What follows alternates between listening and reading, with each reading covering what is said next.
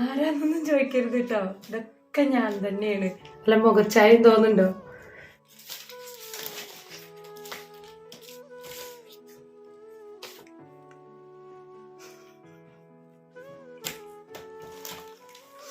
ഞാനിന്നേ പണിയൊക്കെ ഒരുങ്ങിയപ്പോൾ അലമാരയൊക്കെ ഒന്ന് തട്ടിക്കൊട്ടി മടക്കാന്ന് ഓർത്ത് തുറന്നു നോക്കിയാണ്. അപ്പോഴാണ് ഇതുപോലെ ഇങ്ങനെ നിറയെ ഫോട്ടോസ്. അപ്പം ഞാൻ വെറുതെ ഒന്ന് എടുത്ത് വെക്കണം. അപ്പം ഞാനോർത്ത് നിങ്ങളെ കൂടെ കാണിക്കാതെ കുറേയേറെ പഴക്കമുള്ള ഫോട്ടോസാണ് കേട്ടോ. നമ്മളുടെ ശ്രദ്ധക്കുറവുകൊണ്ടല്ല, ഇങ്ങനത്തെയൊക്കെ ഫോട്ടോസ് പെട്ടെന്ന് നാശമാവും. കാരണം ഇതൊക്കെ കണ്ടോ, ഇങ്ങനെ കവറുള്ള മാരി തന്നെയാണ്, എന്നാലും കൂടെ നാശമായി. ഒരുപാട് പേരുടെ വീഡിയോസൊക്കെ ഞാൻ കണ്ടായിരുന്നു. മാരേജിന്റെ ഓർമ്മകളും ഫോട്ടോസും CD-യും കാര്യങ്ങളൊക്കെ ഇങ്ങനെ കാണിക്കുന്നത്. പക്ഷേ എന്താ പറയുക, എൻ്റെ കല്യാണത്തിന് CD ഉണ്ടായിരുന്നു, ആൽബം ഉണ്ടായിരുന്നു, ഒക്കെ ഉണ്ടായിരുന്നു. പക്ഷേ എൻ്റെ കയ്യിലിപ്പോൾ CD ഇല്ല, ഫോട്ടോ ഇല്ല, ഒന്നുമില്ല. അതിന് കാരണമുണ്ട് കേട്ടോ. കല്യാണം കഴിഞ്ഞ സമയത്തൊന്നും അത് ശ്രദ്ധിച്ചെടുത്തു വെക്കണം, അതൊരു പ്രധാനപ്പെട്ട കാര്യമാണ്, വർഷങ്ങൾക്കപ്പുറം നമുക്ക് വേണ്ടയാണെന്നുള്ള യാതൊരു വിചാരവും എനിക്ക് ഉണ്ടാകുന്നില്ല. അത് കേൾക്കുമ്പോഴത്തേക്കും ആൾക്കാർ ഇങ്ങനെ എടുക്കാന്നൊന്നും എനിക്കറിയില്ല. എന്ന് വെച്ചാൽ എനിക്ക് കല്യാണം തന്നെ ഇഷ്ടമുണ്ടായിരുന്നില്ല. അപ്പോൾ പിന്നെ കല്യാണം കഴിഞ്ഞപ്പോൾ കല്യാണം ഫോട്ടോ എടുത്തു വെക്കണം, അത് ഒരു നിധിയായി സൂക്ഷിക്കണം എന്നുള്ളൊരു ചിന്തയൊന്നും എനിക്കുണ്ടായിരുന്നില്ല.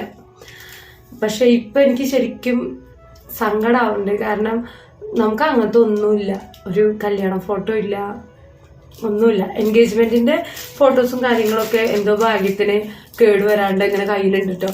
കല്യാണത്തിൻ്റെത് ഞങ്ങള് ചെന്നൈയിൽ പോണ സമയത്ത് ഇങ്ങനെ ഇവിടെ വീട്ടിൽ വെച്ച് പോയാണ്.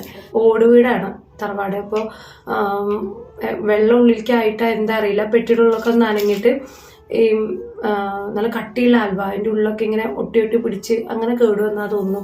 എനിക്ക് യാതൊരു ഓർമ്മയും കിട്ടുന്നില്ല കേട്ടോ. അത് വേറെ എവിടെയും മിസ്സായി പോയതാണെന്നൊന്നും പോലും എനിക്ക് ഓർമ്മയില്ല, പറഞ്ഞാൽ വിശ്വസിക്കാറില്ല. പിന്നെ കല്യാണത്തിന്റെ CD-ന്റെ വീട്ടിലെ CD-ന്റെ ഏട്ടൻ്റെ വീട്ടിലെ CD-ന്റെ ഇത് ഫാമിലിയിൽ ആർക്കെങ്കിലും കാണാൻ വേണ്ടി കൊടുത്തപ്പോൾ അങ്ങനെ മിസ്സായതാണോ, അതോ ഞങ്ങൾ ചെന്നൈയിൽ പോയിട്ട് വരുന്ന ആ ഒരു സമയത്ത് അവിടെ എവിടെയെങ്കിലും മിസ്സായതാണോ, അതും അറിയില്ല. എത്ര കോപ്പി ആയിരുന്നു വെച്ചിട്ടാ, ഒന്ന് അച്ഛൻ്റെ അടുത്തുണ്ടായിരുന്നു, ചേച്ചിയുടെ അടുത്തുണ്ടായിരുന്നു, എൻ്റെ അടുത്തുണ്ടായിരുന്നു, ഒന്നും കാണാനില്ല. രമേശേട്ടൻ്റെ അടുത്തൊക്കെ ഒരുപാട് ഈ CD-യുടെ കളക്ഷൻസ് ഉണ്ടായിരുന്നു. അപ്പോൾ ആവശ്യമില്ലാത്തല്ലേ നോർത്തു കുറേ ഒഴിവാക്കി. ഞാൻ കൂട്ടത്തിൽ മിസ്സായോ ഒരു പിടുത്തവും കിട്ടില്ല. എന്തായാലും നമുക്ക് പിന്നാക്കം തിരിഞ്ഞു നോക്കിക്കഴിഞ്ഞാൽ ഏറ്റവും പ്രധാനപ്പെട്ട ഒരു കാര്യമാണല്ലോ നമ്മുടെയൊക്കെ ലൈഫിൽ ഈ കല്യാണം, അതിൻ്റെ ഓർമ്മകൾ നമ്മുടെ കുട്ടികൾക്കൊക്കെ കാണിക്കാനായിട്ട്. അപ്പോൾ എൻ്റെ അടുത്ത് ആവക യാതൊരു സംഭവവും ഇല്ല. പഴയ കുറച്ച് ഫോട്ടോസ് കണ്ടപ്പോൾ ഞാൻ വെറുതെ ഒന്ന് എടുത്തൊന്നുമല്ലോ കേട്ടോ. ഇപ്പൊ ഒക്കെ ഉണ്ടല്ലോ ഈ കല്യാണ ഫോട്ടോ അല്ലേ, ഇപ്പോഴത്തെ എൻ്റെ ഏട്ടൻ്റെ ഫോട്ടോ വെച്ചിട്ട് ഇങ്ങനെ കല്യാണ ഫോട്ടോ ആക്കുക, അങ്ങനെയൊക്കെ ഞാൻ കണ്ടായിരുന്നു. ഞാൻ എപ്പോഴും ഓർക്കും അങ്ങനെ ഒരെണ്ണം ചെയ്യിക്കണം. കണ്ടോ, ഇത് ആദിയുടെ ചോറൂണിന് ഗുരുവായൂരിൽ നിർത്തിയാണ്. അച്ഛനും രമേശേട്ടനും ആദി. അച്ചൂസിന്റെ പാവം ഇത്രയും ഇല്ല, ഫോട്ടോസേ ഇല്ല. ഏട്ടൻ ചെന്നൈയിലാകുമ്പോഴാണ് കേട്ടോ. കണ്ട, ഇതൊക്കെ ചെന്നൈയിലുള്ള മെറീന ബീച്ചോ എങ്ങാണ്ടോ അവിടെ പോയി പെടുത്തിയാണ്. ഇത് ഞാൻ പ്രഗ്നൻ്റ് ആയ സമയത്ത് എന്നുവെച്ചാൽ ഫസ്റ്റ് മാസം തോന്നുന്നു, അങ്ങനെ എപ്പോഴും ഏട്ടൻ വന്നപ്പെടുത്താണ്.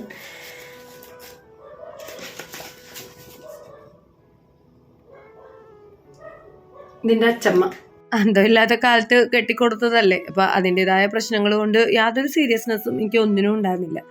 പിന്നെ നമ്മൾ ജീവിതം എന്താ, നമ്മളൊക്കെ നമ്മുടെ ലൈഫിൽ കുറേ കാര്യങ്ങൾ അനുഭവങ്ങളെല്ലാം വന്ന് ജീവിതത്തെ സ്നേഹിച്ച് തുടങ്ങിയപ്പോഴത്തേക്കും ഇതുപോലെയുള്ള കുറേയേറെ കാര്യങ്ങൾ എൻ്റെ കയ്യിൽ നിന്ന് നഷ്ടമായിരുന്നു. കുറേ നല്ല നിമിഷങ്ങൾ, കുറേയേറെ സാധനങ്ങൾ ഒക്കെ നഷ്ടപ്പെട്ടിട്ടുണ്ടായിരുന്നു കേട്ടോ. അതൊന്നും ഇനി നമുക്ക് ഒരിക്കലും തിരിച്ചു പിടിക്കാനാവില്ല എന്നുള്ള കാര്യം അത്രയും അധികം വേദനയോടെ തന്നെ ഞാൻ ഉൾക്കൊള്ളുന്നുണ്ട്. ഇതില്ലേ എൻ്റെ ചെറുപ്പത്തിലുള്ളതാണ് കേട്ടോ, അച്ഛയും അമ്മയും ഞാനും.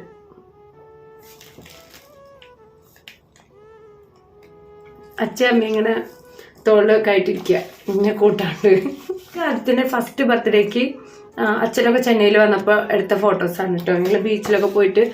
ഇത് ആദിത്യൻ്റെ രണ്ടാമത്തെ ബർത്ത്ഡേക്ക് നമ്മൾ ചെന്നൈയിലുള്ള സമയത്ത് ആ വീട്ടിൽ നിന്ന് എടുത്തതാണ്. ഇത് അപ്പുറത്തെ വീട്ടിലെ കുട്ടിയാണ്. ഈ കുട്ടികൾക്കൊക്കെ ആദ്യം എന്തൊരു ഇഷ്ടമായിരുന്നു അറിയോ.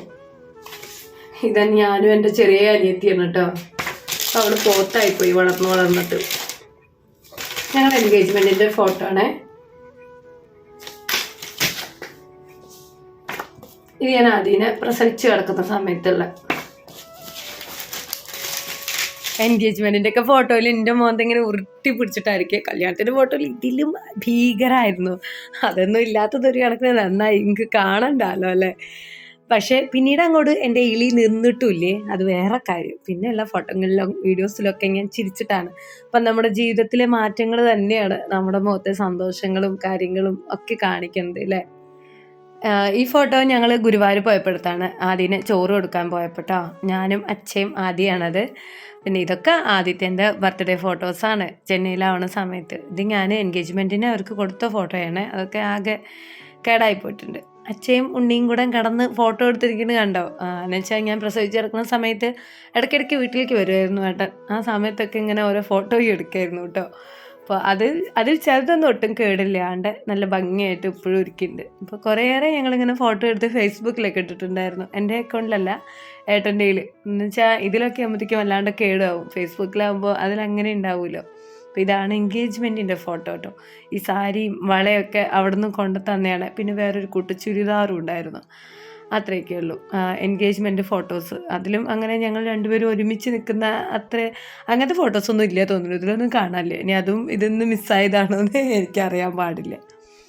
അങ്ങനെ കുറേ കാലങ്ങൾക്ക് ശേഷമാണ് സത്യം പറഞ്ഞു കഴിഞ്ഞാൽ ഈ ഒരു ആൽബം ഞാൻ തുറന്നു നോക്കിയത്. ഇപ്പോഴത്തെ കുട്ടികളിങ്ങനെ കല്യാണത്തിനോടനുബന്ധിച്ച് സേവ് ദി ഡേറ്റ്, പിന്നെ അവരുടെയൊക്കെ ഫോട്ടോഷൂട്ടും കാര്യങ്ങളൊക്കെ കാണുമ്പോൾ ശരിക്കും എനിക്ക് ഇത്തിരി കുരുട്ടും അസൂയൊക്കെ വരാറുണ്ട് കേട്ടോ. എന്നുവെച്ചാൽ നമുക്ക് അങ്ങനെയുള്ള ദിവസങ്ങളൊന്നും ഒട്ടും സന്തോഷം ഉണ്ടായിട്ടില്ലല്ലോ. വെറും ടെൻഷൻ, അയ്യോ ആ ദിവസം ആവാറായല്ലോ, അങ്ങനെയൊക്കെ ആയിരുന്നു. അതങ്ങനെ തന്നെയായിരുന്നു. അത് പറയാൻ എനിക്ക് യാതൊരു മടിയുമില്ല, വിഷമവുമില്ല. പിന്നീട് നമ്മൾ ലൈഫിനെയൊക്കെ സ്നേഹിച്ച് ഏട്ടൻ തന്നെ മതി ഇനി എല്ലാ ജന്മമൊന്നും ചിന്തിച്ച് തുടങ്ങിയതിന് ശേഷം ഞാൻ ഓർത്തിരുന്നു, ഇപ്പോഴൊക്കെയാണ് ഞങ്ങളുടെ കല്യാണമെങ്കിൽ നമുക്ക് അത് ഒരുപാട് എൻജോയ് ചെയ്യാമായിരുന്നു എന്നൊക്കെ. പക്ഷെ ആ ഒരു പ്രായത്തിൽ അങ്ങനെയൊക്കെ ആണല്ലോ, അതൊന്നും പറഞ്ഞിട്ട് കാര്യമില്ല. അതുകൊണ്ടൊക്കെ തന്നെ ആയിരിക്കാം ഞാനെന്നുള്ള അമ്മ എൻ്റെ മക്കളുടെ അടുത്ത് പറയാറുണ്ട്, നിങ്ങളൊരിക്കലും അറേഞ്ച്ഡ് മാരേജ് തന്നെ സെലക്ട് ചെയ്യണമെന്ന് അങ്ങനെ ഒരു ഇത് വേണ്ട. നിങ്ങൾക്ക് ലൈഫിൽ ഒരു ലവ് മാരേജാണ് റെഡി ആവുന്നതെങ്കിൽ അതായിരിക്കും ഏറ്റവും നല്ലത് എന്ന്. ഇനിയിപ്പോൾ അതല്ല അറേഞ്ച്ഡ് ആണെങ്കിലും കൂടെ 1 വർഷത്തോളം ഫോൺ വിളിയും കാര്യങ്ങളും ഒക്കെ ആയി ഏകദേശം ഒരു ക്യാരക്ടറൊക്കെ പിടുത്തം കിട്ടി ഒക്കെയാണെന്നുണ്ടെങ്കിൽ മാത്രം കല്യാണം കഴിക്കുക. അല്ലെങ്കിൽ എൻഗേജ്മെൻറ്റ് കഴിഞ്ഞാലും കുഴപ്പമില്ല. ഒത്തുപോകില്ല എന്ന് തോന്നുകയാണെങ്കിൽ ടാറ്റ ബൈ ബൈ കൊടുത്തിട്ട് പിരിഞ്ഞേക്കണം. വീണ്ടും അടുത്തത് നമുക്ക് സെലക്ട് ചെയ്യാൻ അവസരമുണ്ട്. അല്ലാണ്ട് ആർക്ക് വേണ്ടിയിട്ടും അയ്യോ എൻഗേജ്മെൻറ്റ് കഴിഞ്ഞു, പൈസയും ചിലവായതല്ലേ, ഇനി നമുക്ക് ഇതങ്ങ് അഡ്ജസ്റ്റ് ചെയ്ത് പോവാം എന്നൊന്നും ഓർത്തേക്കരുത്. ലൈഫിൽ ഏതെങ്കിലും ജോലി ചെയ്യുമ്പോൾ നമുക്കത് ഇഷ്ടപ്പെട്ടില്ലെങ്കിൽ മാറ്റിയെടുക്കാം. ഏതെങ്കിലും വസ്ത്രം മേടിച്ചാൽ നമുക്കത് ഇഷ്ടപ്പെട്ടില്ലെങ്കിൽ ഊരി വലിച്ചെറിയാം. കല്യാണം എന്നുള്ളൊരു കാര്യം നമുക്കങ്ങനെ പെട്ടെന്ന് അങ്ങോട്ട് വേണ്ടാന്ന് വെക്കാൻ പറ്റൂല. അതുകൊണ്ട് നല്ലോണം ചിന്തിച്ച് ആലോചിച്ച് സമയമെടുത്ത് മാത്രം നിങ്ങൾ എല്ലാവരും വിവാഹം എന്നുള്ള കാര്യത്തേക്ക് കടക്കുക. ഏറ്റവും വലിയൊരു കാര്യം എന്താ വെച്ചാൽ എല്ലാവരും സ്വന്തം കാലിൽ നിൽക്കാനുള്ള നല്ലൊരു വരുമാന മാർഗം കണ്ടെത്തിയതിന് ശേഷം മാത്രം, നല്ലൊരു ജോലിയൊക്കെ ഒപ്പിച്ചതിന് ശേഷം മാത്രം കിട്ടുക. അങ്ങനെ ആകുമ്പോഴത്തേക്കും കല്യാണം കഴിഞ്ഞാലും ഒരു പ്രശ്നമില്ല. തീരെ അഡ്ജസ്റ്റ് ചെയ്യാൻ പറ്റിയില്ലെങ്കിൽ ഇതാടക്കണം നിങ്ങളെ മുണ്ടയും മക്കളും പറഞ്ഞിട്ട് ഇറങ്ങി ഓടിയേക്കണം. പിന്നെ ആ വഴിക്ക് പുല്ല് പോലും മുളയ്ക്കാൻ പാടില്ല എന്നുള്ളതാണ് എൻ്റെ വേറൊരു അഭിപ്രായം കേട്ടോ.